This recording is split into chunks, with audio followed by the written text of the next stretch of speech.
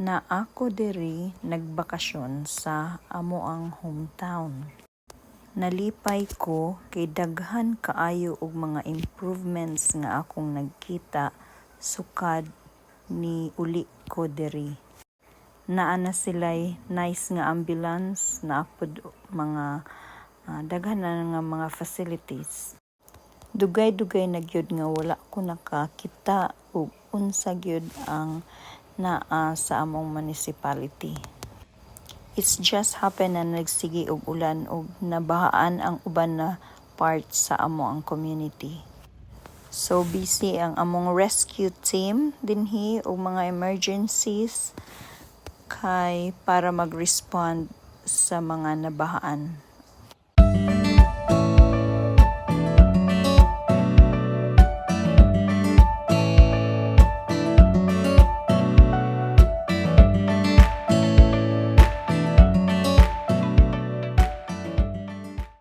So, I went with my sister para mag-volunteer magpack og mga pagkaon para sa nabahaan. So, naay ayuda gikan sa munisipyo nga magluto og daghan nga mga pagkaon para sa mga nabahaan kay dili sila makaluto tungod kay daghan kaayo og tubig ug naa lang sila sa karsada nagpuyo. Ug dinhi nimo makit-an nga in the midst of the calamity naapod ang spirit sa bayanihan.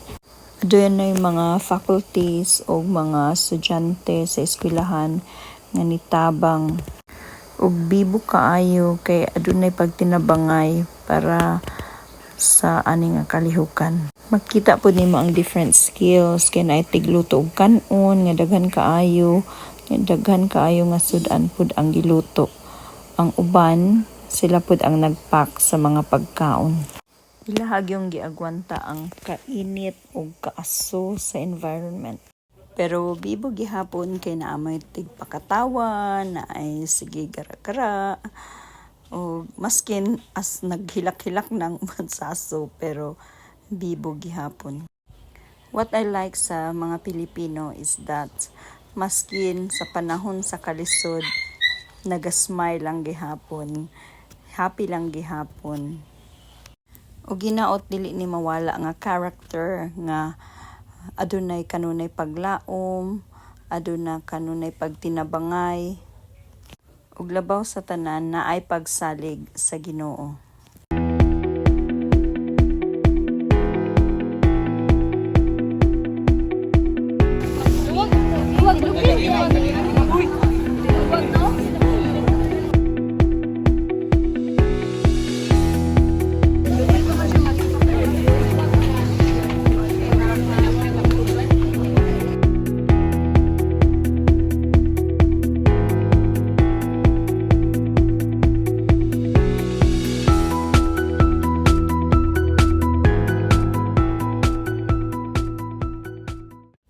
So after this, I went to my in-laws to monitor my nephew. They are on their way to Tagum City for dialysis. There was a problem in the road kay dili sila makatabok tungod kay lalom ang tubig. Only the heavy-duty trucks ug mga dagko nga mga vehicles ang pwede nga makatabok. Kinahanglan gyud ang akong pag-umangkon nga makatabok gyud kay gahapon wala na siya na dialysis.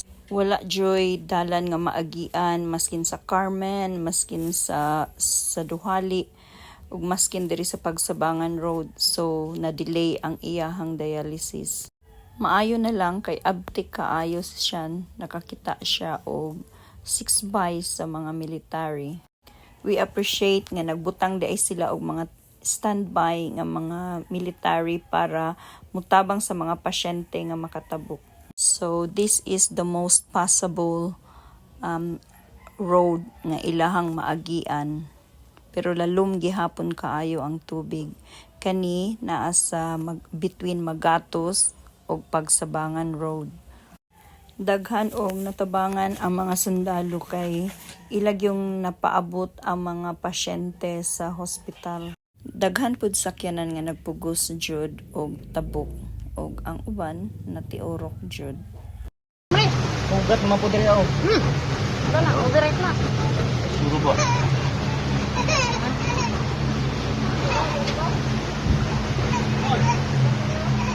Ani sakay na tong isa ka kauban. Goods na to.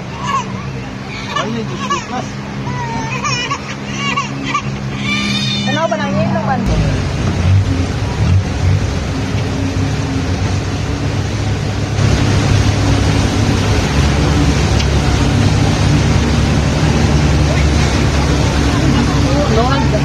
Dako gyud ang damage nga nahimo sa baha ug daghan kaayo mga pamilya nga naapektahan.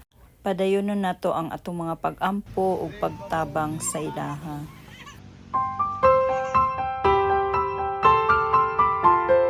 Dako gyud ang among pagpasalamat sa Ginoo nga nakatabok ra gyud ang akong pag-umangkon ug naka-attend siya sa iyahang dialysis. Ug daghang salamat sa mga sundalo ug katong mga rescuer ug tanan nga na-involved sa pagtabang ni adtong mga nabahaan.